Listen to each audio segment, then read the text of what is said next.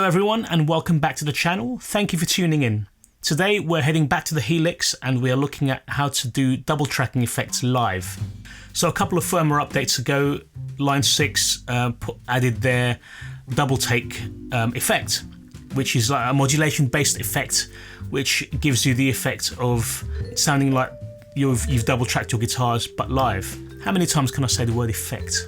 So why did I decide to put these two to the test, to go head to head? Well, I was using the double take on my latest JCM 800 patch. There's a video that I've done on that patch. If you want to check it out, I'll stick that in the card above.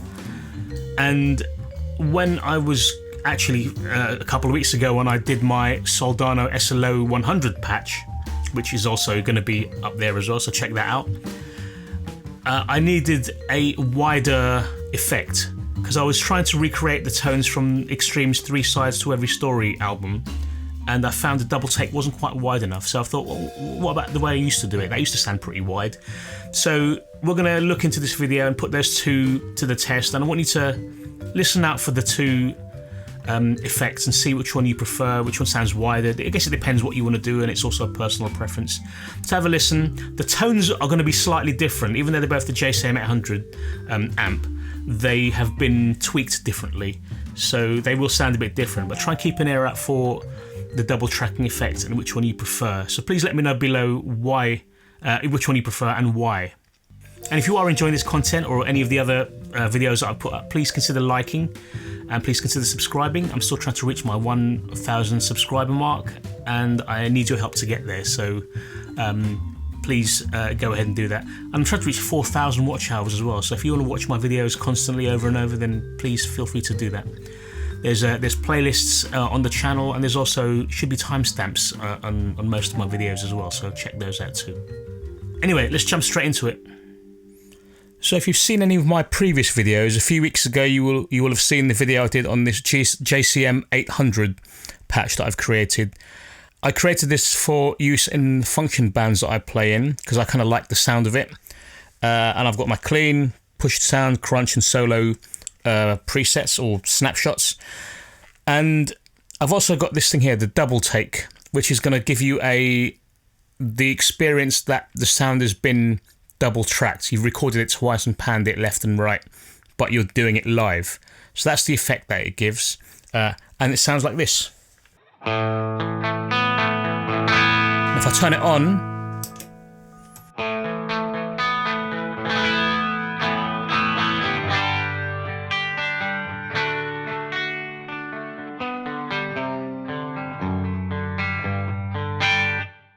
is it off again? On. Let's try it with some crunch.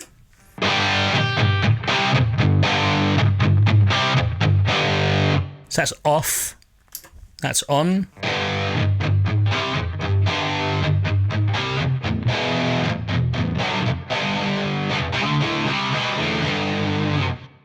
So what I want to do is compare this to the way I used to do it, which was to have the output of the Helix split into two, panned hard left and hard right, and then delaying the right side very slightly.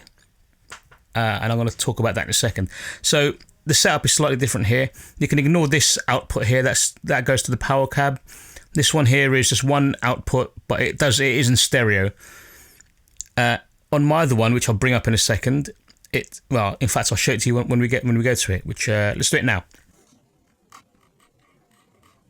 So this is my old patch, which I used on gigs before lockdown. Stereo JCM 800. That's what that means. And the reason I did a new one is I just wanted to try and overhaul my sounds and try and make them even better. Here's the amp only.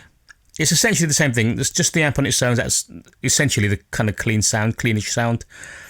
Slightly crunchy sound, but with a tube screamer. There's my lead sound and there's leads delay. So I've got a slightly different setup for my snapshots. But let's have a listen. Here's my amp only sound, which should be clean-ish, but with a bit of dirt.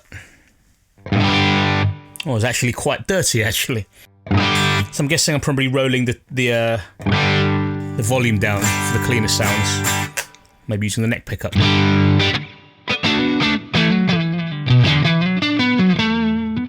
So that's my amp only sound in mono, and I've set this button up here so you can see if you can see this on screen. I'm not sure if it's how clear it is. It's labelled mono/stereo. It's currently in mono, and I'll switch on the stereo.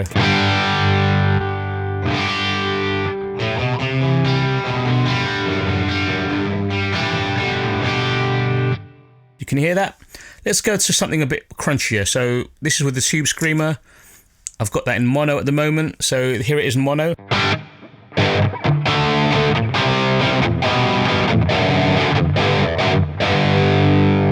In stereo.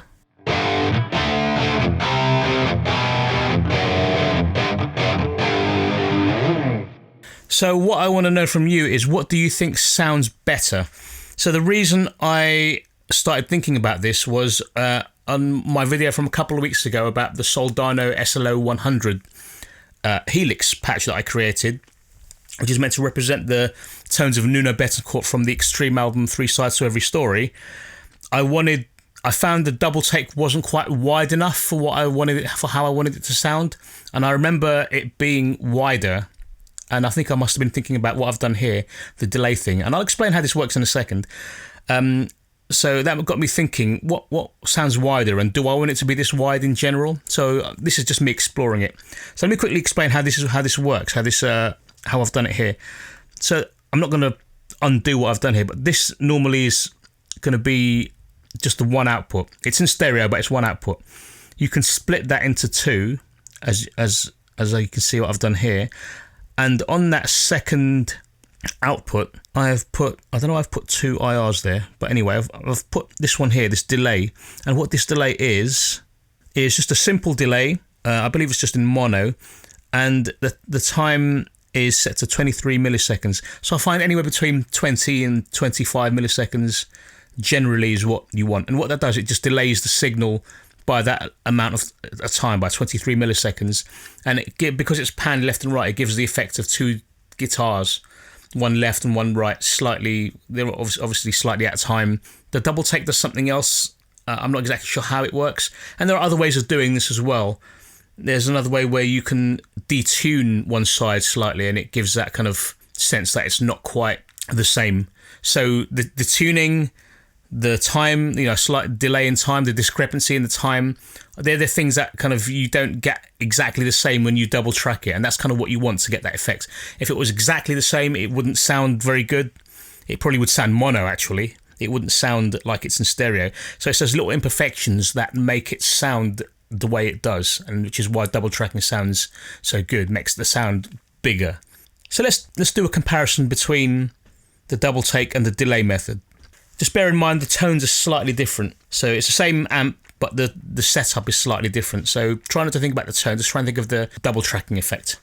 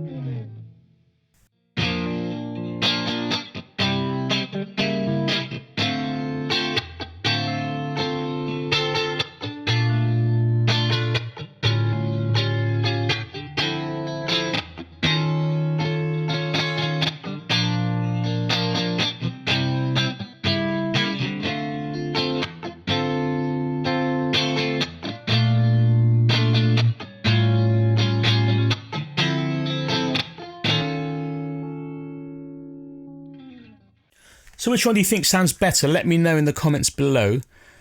I am kind of hearing, in the double take, I'm hearing some weird artifacts in my in-ears. I'm not sure if that's coming across on what you're hearing, but let me know if you do hear that. I'm hearing something. It's not horrible sounding, but it sounds like it's not. It sounds like it's glitching a little bit. It's still usable, but it's I don't know. I think it's more of a modulation-based effect, the double take, as opposed to the other one, which was just an obvious delay. This is literally just delaying it by 23 milliseconds. So what do you think? Which one did you prefer, the double take method, or did you prefer the delay method? Let me know what you thought in the comments below. Which one did you prefer and why? Anyway, thank you for joining me in this video. Thank you if you got this far, thank you very much. And I'll leave it there, and like, comment, subscribe, share, all of that, and I will see you in the next video.